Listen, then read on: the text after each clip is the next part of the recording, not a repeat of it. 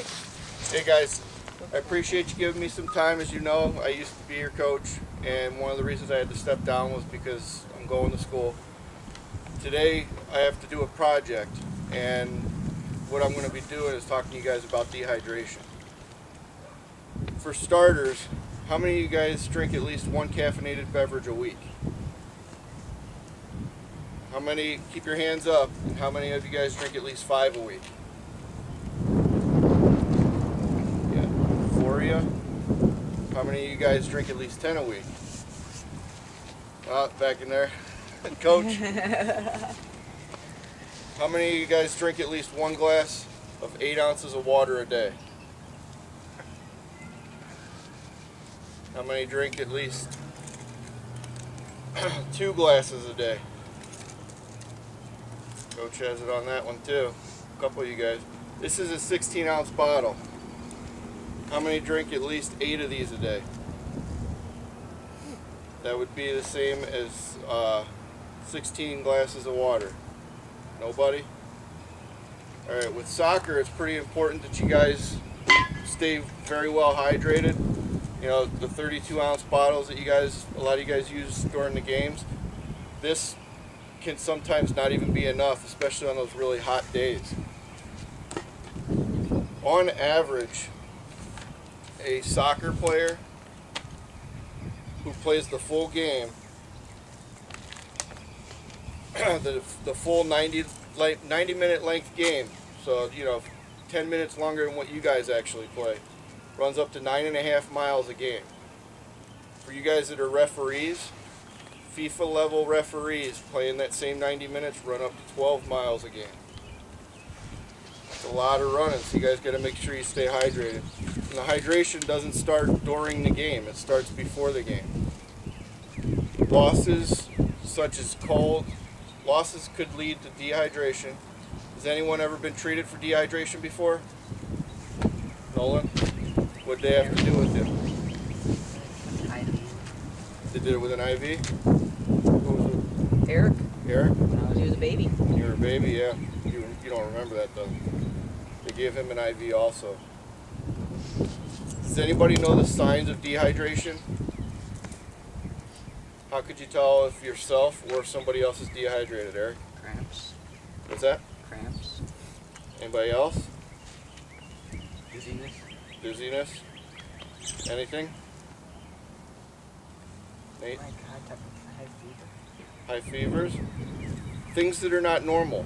If the amount of work that you're doing feels a lot harder than it normally should, that's a good sign.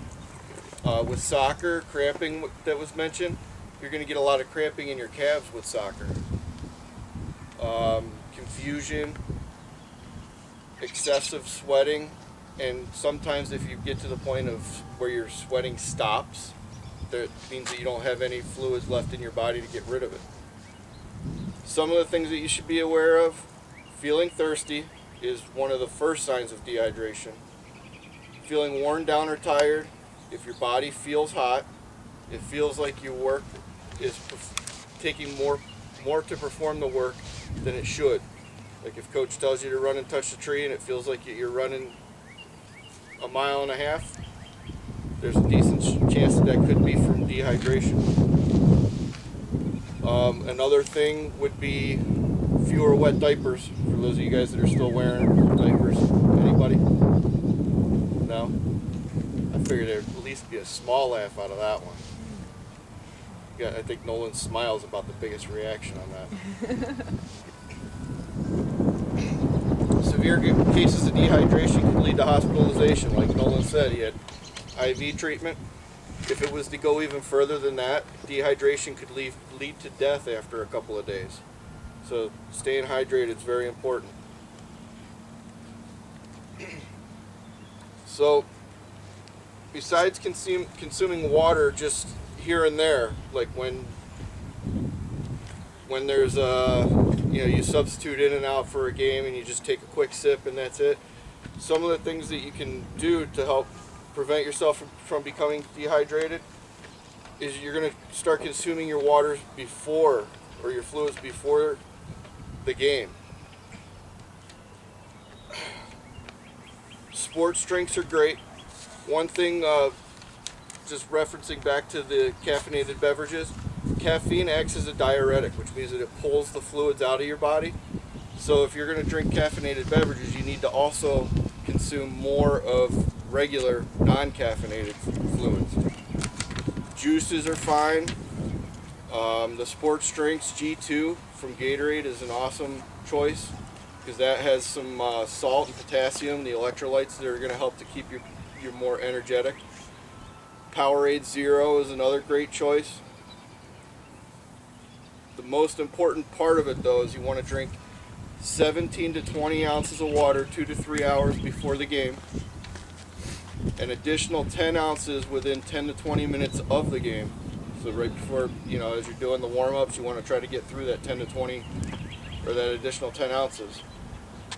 And then during the game, when coach allows you, you don't just run off the side of the game during the match. You want to drink about 8 ounces for every 15 minutes. So anybody who's playing the full game, you're not going to be able to stop every 15 minutes, but maybe if there's a small timeout for an injury to where you can run off to the side and grab a quick drink, that's something that you might want to consider. Keep in mind, your need for fluids increases as the temperatures increase. So right now, when it's 40 degrees out, you're going to feel thirsty, but you might not drink as much as you might need to.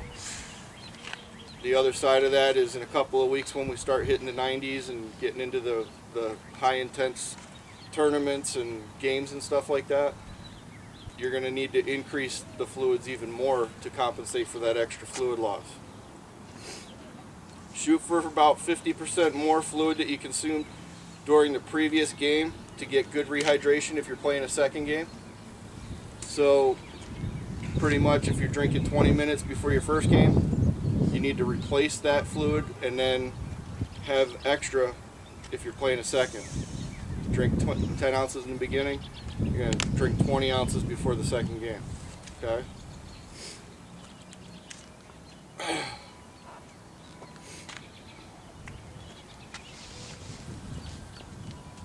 For anybody who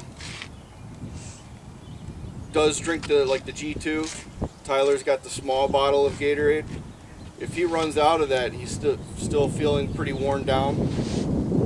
Sometimes people will add just a little bit of salt to their drink.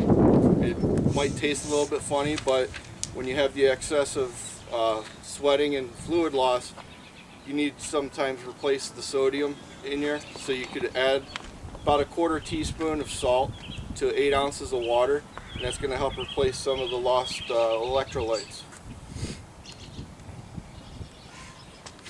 Just as a note, these are general guidelines, that 1/4 teaspoon of salt. Some people may need a little bit more, some may need less. Personally, I don't like the taste of salt water, so I would just deal with the regular water over that. Maybe ask mom and dad to run and grab another Gatorade from somewhere for you.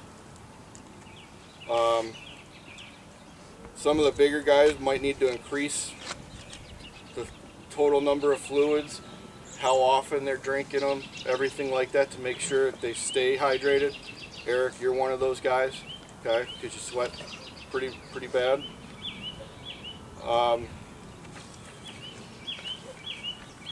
Sometimes people find it pretty easy to keep track of their fluids if they have a way of keeping track of them. I made a couple of these fluid trackers. I didn't bring enough for everybody right now, but if anybody wants one, I'm going to leave the ones I have with Coach Ben. And all it is, up here in the top, I made it so that you can cut it out if you wanted to. You would start tracking your pregame consumption 2 to 3 hours before the match. When you finish 8 ounces, circle the X for it. 15 to 20 minutes before the match, I got 2 of them, 16 ounces. For every 8 ounces, circle the X. During the match, every 15 minutes when able, same type of deal. Every 8 ounces, circle one of the things, and then I even separated it so you can keep track with your guys' game times. You got 3 8 ounces in the first half, 3 in the second half, and then post-game, same deal. Every 8 ounces, you want to drink twice as much as what you had beforehand. I'm going to leave these with Coach Ben. And if he runs out, just let me know, and I'll get you guys some more of them.